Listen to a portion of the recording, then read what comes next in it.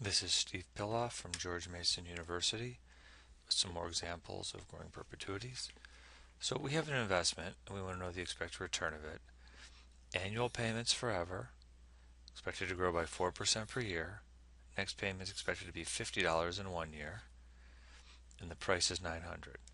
So what are the cash flows? Well, it's 50, then a year later it's 4% higher, so it goes to 52. Then it's 4% higher the next year, so it goes to 54.08. And it's going to increase by 4% forever and ever and ever and ever. And the present value of this infinite series of payments, discounted by the mystery return, is equal to 900.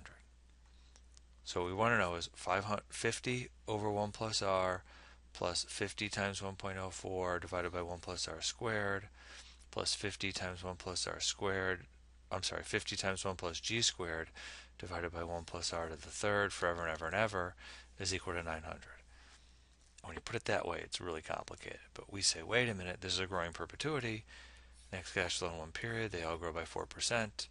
And so we know that PV is equal to C1 over R minus G. A little bit of algebra. We know that the expected return is equal to C1 over PV plus G. C1 is 50. PV is 900. Those are given. The growth rate's 4%. Do a little bit of algebra.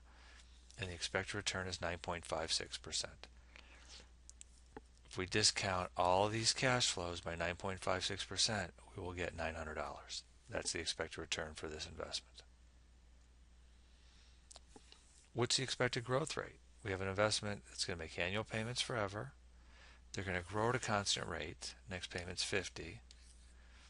And the price of the investment is $625. And the expected rate of return is 6.5%. So we got 50 over 1.065 plus 50 times 1 plus g divided by 1.065 squared plus 50 times 1 plus g squared over 1.065 to the third forever and ever and ever and ever. Again, when you put it that way, it sounds really complicated. But again, we recognize, hey, growing perpetuity, PV equals C1 over R minus G, do a little algebra, and growth rate's equal to R minus C1 over PV. R is given to 6.5%. The next cash flow is 50. The present value is 625. 6.5% minus 8%, negative 1.5%.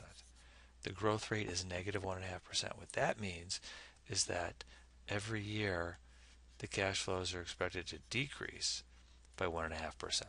So the intern would say, okay, last year was 50, this year it's going to be 1.5% less than that.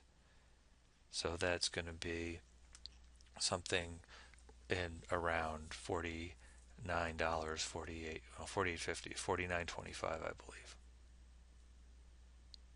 And every year it's going to go down further and further and further. Finally, what's the next cash flow?